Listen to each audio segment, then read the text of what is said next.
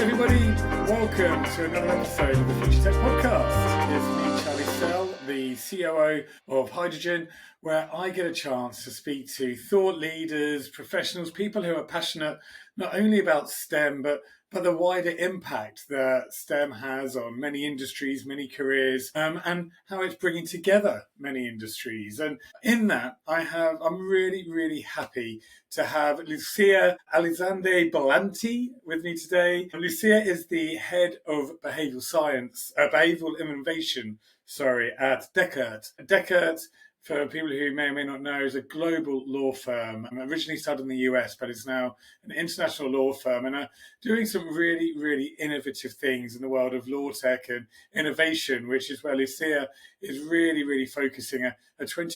So for me, this is a really interesting topic, because if our legal sector is embracing STEM, I believe every sector is going to be able to see the advantages and innovation that our world is heading into. So without further ado, Lucia, welcome to the podcast. Thank you so much, Charlie. Thanks for having me, and I'm super excited about sharing these minutes with you today. Fantastic. And so let's jump straight in, because you've got such a wonderful history or career of how you pivoted into this. So tell us your story. How did you get into, I suppose, law first, but then where that's taken you into the world of innovation and behavioural science? Well, that's a great question. I've been thinking about that question for a while because it's a long story, but I'll try to make it short. So I was born in Montevideo in Uruguay. This is one of the smallest countries in Latin America. I did all my studies in Uruguay, primary school, secondary schools, university. One feature of our educational system is that we have high quality state education. So all my education is state sponsored, and I always wanted to live abroad, but my parents couldn't afford it. So I studied in Spain and in the UK thanks to some academic scholarships that were granted to me by the Spanish and the UK government. And I studied, of course, I graduated as a lawyer in Uruguay. By then I did in Spain and the UK 2 masters in law, and in between my studies I was practicing law in litigation and arbitration in the biggest law firm in Uruguay, specializing in commercial and international disputes. But then I met my future ex-husband, who was from Colombia. I moved to Bogota, its capital city, and I spent 8 years there. A few years I worked at the biggest Colombia law firm there, again as a litigator. But then for 5 years I worked as general counsel of a Latin American multilateral financial organization. And up to that point, I was used to things going my way. I thought, well, I've studied hard and worked hard all my life, so only good things will come my way. But sadly, life doesn't work that way, doesn't work as linearly as we would like it to work. And my last years in Colombia were difficult for many reasons. I was working, I had a difficult job. I was under a lot of stress. My beautiful daughter at the time, she had some health issues. My husband was living abroad and my marriage was not working very well. So things got even more difficult after that. I was pregnant with my second child. I decided to divorce. I got a job offer in London in Dechert, my current law firm, to work with someone I really admired. So I had to move to a different country as a single mom with a 3-year-old and a 6-month-old baby with no family around, to accept a job that was a job I always wanted to have.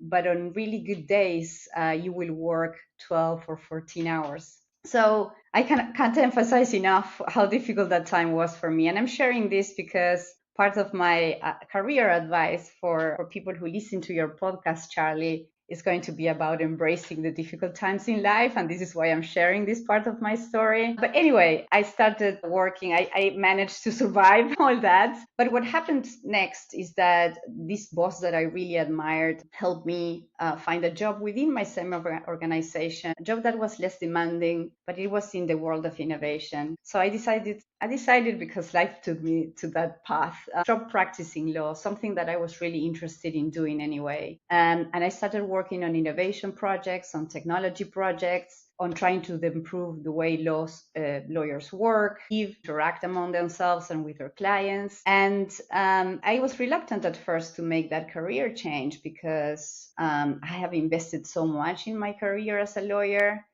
and I was decided to stop practicing and also, of course, learning less, but at the same time, and on the flip side, having more time to be with my family and work on amazing projects that were very revolutionary at the time in law. And yeah, so luckily, because I had friends, I had family and colleagues, and who helped me see things differently, even in the context of a difficult time. I took that opportunity to reinvent my career, to bring something. I thought, well, I had a ton of experience working in law firms, but also as a general counsel, which means the lawyer of an organization. So I had experienced both sides of the fence in law, and I learned a lot in terms of how better we could do things in law. And technology is a big part of how we can do things better. But I quickly realized when I was working on different innovation and technology projects that we were not paying enough attention to the humans that use technology. We were very focused on the wonders of technology and how people should do this or that with technology. And law is a very traditional field. Lawyers, we are trained to be very traditional thinkers and risk averse and in a way reluctant to change. So I started falling in love with studying human behavior as part of my job in innovation. And I started studying in my own very little time that I had free. I started reading articles on behavioral science, and last year I decided to embark on my third master's degree. Only this time it's not on law, it's on behavioral science, and I'm doing this master's at the LSE in the hope of becoming a behavioral science at the end of the year. So I know that was fast and that was a ton of information, but well, this is my story in a very little nutshell. Well, no, Lucia, thank you so much for sharing that. And as you say, and I'll be so interested to hear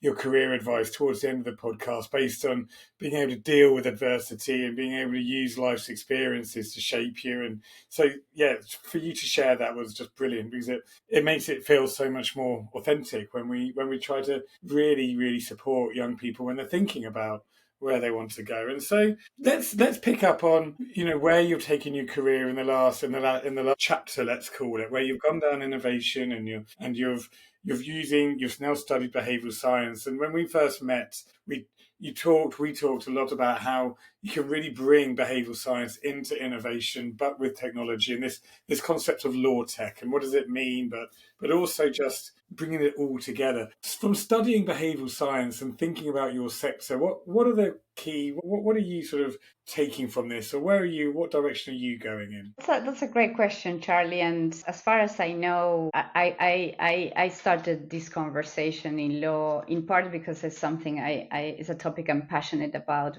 but in part because I know in law firms or even companies who have legal teams, we all struggle with innovation. We want people to innovate, to change the way they do things, to adopt technology, but yet we don't change the environment in which they work and live. And the environment has huge influence in the way we behave and the decisions we make. So what I realized and the way, or what my main area of work is understand the environment, the law firm environment, or I work in a law firm, but this applies to any organization who has legal teams. And as I said, my main area of work and study and research is how can we affect organizational change through changes in people's behaviors? And what are behaviors, right? Because we talk about behavior change, we talk about behavioral science, but most of us don't truly understand what it means. And behaviors are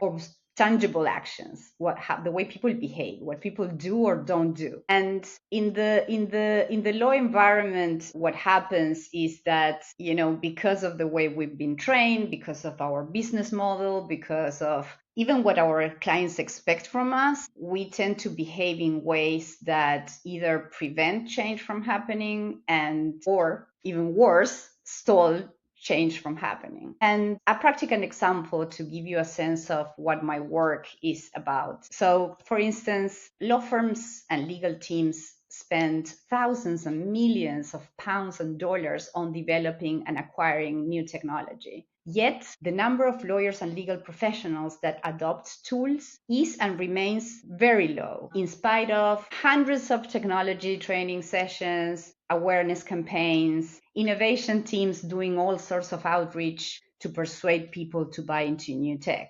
And, we always wonder why this is happening. And the traditional approach has been to think, well, people are not adopting technology because they don't have enough information. They don't understand how technology works. So we start from this false premise that humans are perfectly rational beings that assimilate a ton of information, that know what will increase their happiness and efficiency, that always trying to maximize their self-interest.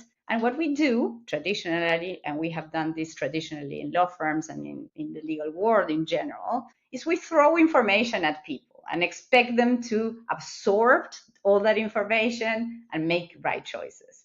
We train them, we tell them all the wonders of this new piece of technology, of AI, of agents, and just give them information and just then turn around and expect people to do things on their own. But reality shows us, and we don't need behavioral science to know this. Reality shows us every day we as humans engage on activities that aren't beneficial to us or are even damaging to us. We smoke, we drink and drive, we eat in excess, we put ourselves in danger or at risk.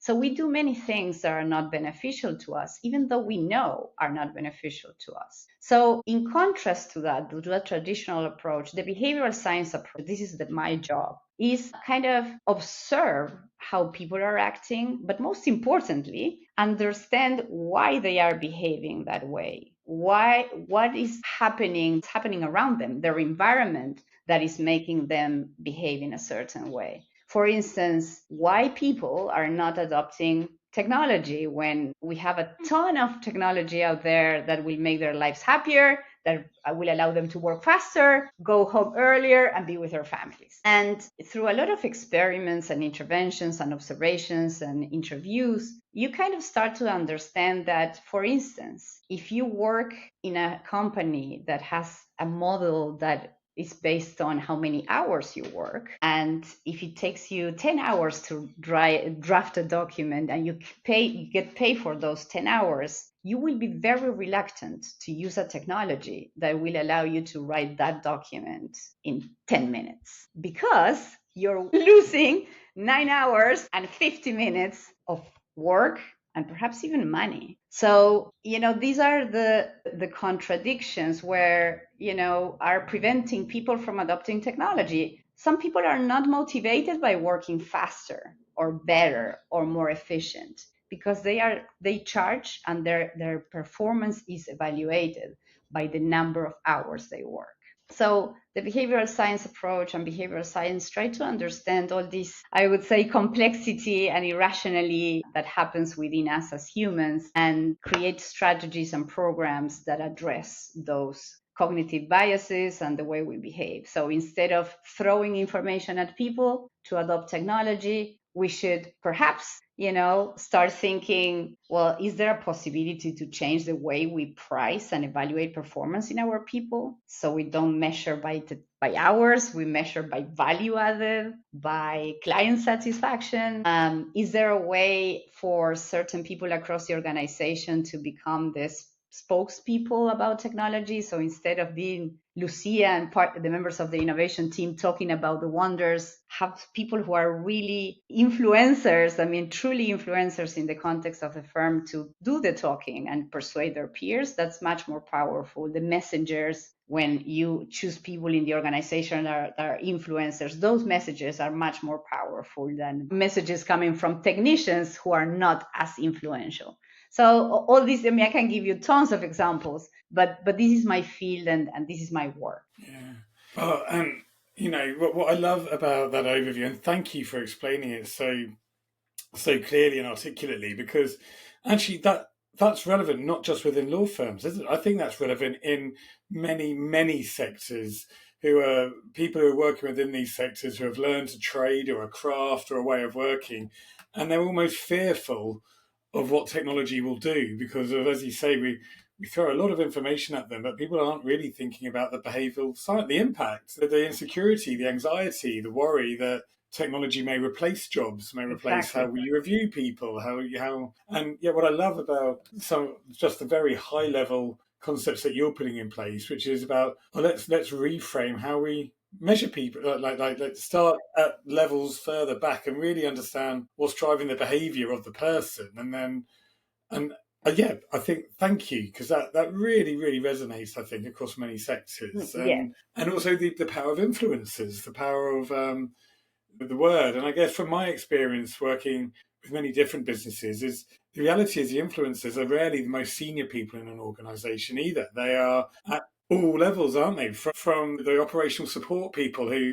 have the ears, and who know, who can speak to people without any bias or ulterior motive, all the way through the layers. Would you agree with that? absolutely agree with you, Charlie. Absolutely. And I have worked in a couple of projects very recently, which happen to be the most important technology projects from an impact point of view, but also from a financial point of view. And I can tell you, these are projects that question the mindset of change should come from above. The top down approach we tend to think is the only approach to make things happen. And these projects are an example of junior people in the organization joining forces and pushing the upper layers of the organization to change, to embrace technology, and understand that if we don't embed or we don't affect change through technology now, it may be too late. I mean, and younger generations of professionals, and this is why I'm so happy to be participating in your amazing podcast, Charlie, is young people should realize that they have a ton of power, even if they are not the top boss, even if they don't yet, even if they are not yet the ultimate decision maker, they have a ton of power in their hands. And if they join forces, they can certainly affect change, bottom up. Yeah, well, yeah, brilliant. I just totally agree with you with that. Yeah, well, that leads us on to our final part of the podcast. And time flies when we have topics that are just so interesting. And so, Lucia, you mentioned at the beginning about adversity and sort of career advice. So maybe can you give us just one or two bits of career advice to the young people listening to the podcast that will help them, or give them some tools to get their foot on the career ladder? Yeah, thank you, Charlie. And again, this was a question that I think it was so great because it made me think what I would say. And I thought that I should share with the audience the same advice that I give to my children, and I've been giving to my children for some years now. I would say three things very quickly. The first one is study hard and work hard, putting your time and attention and energy to your studies and your work is the only way that I think so far exists to progress your career and achieve professional success. And it doesn't matter how you define professional success. For some people, it's money. For some people, it's purpose. For some others, it's work-life balance. Whatever you want to achieve, you have to put in the hours. Second piece of advice is build relationships. It's very likely that most of the jobs the audience will get in innovation and in any type of work or field, the opportunities will come from the school and university friends and classmates, family, friends of friends, neighbors, people they meet randomly in the most unexpected places. So they say it takes a village to raise a child, but it also takes a village to build a great career. The weak ties and the soft relationships are absolutely important to receive advice, to receive mentorship, but also to achieve their goals. And finally, as I said at the beginning, embrace the unexpected, even the rough patches. And many people have visions about their futures, what they want to achieve, how they want to get there. Others don't have all that and adapt to the tides of life, but it doesn't matter really where do you fall in that spectrum. The truth remains that life's unexpected, and even the most well thought out plans can go out of the window because of unexpected things happening to you, good or bad. A promotion, a divorce, a relocation, an illness, winning the lottery, a death, a pregnancy, a burnt out. I mean, many things can happen, but sometimes I feel that those are opportunities for our life experiences that more often than not, within them, there are opportunities to do things differently, to reinvent themselves, to reinvent their careers. And, even when things don't go your way, when you don't get that job, when you are not accepted in that university or experience mental health issues, those are opportunities that life is providing you, and you should reframe those events. And I know it's not always easy because you're in the middle of the problem. It's not always easy to take a holistic approach and be cool about that. But, change is part of life. But I think there's a lot of power in accepting that, leave it, and just use it as an opportunity to reframe things in a more positive light. Yeah, wow. Thank you, Lucia. That's such a lovely way to bring this podcast to a wonderful close in regards to just for hopefully for a lot of our young listeners, but actually for listeners across all the different sectors that we have. Those life lessons relate to all of us. I think, change is inevitable, isn't it? And life experience is inevitable. So if we harness it to learn and for the good, you'll always come out on top, I think, is a really lovely way of looking at it. So, well, Lisa, thank you so much. Thank you for being a guest on our podcast. Thanks for having me, Charlie. It was a pleasure, and I hope people like it and enjoy it.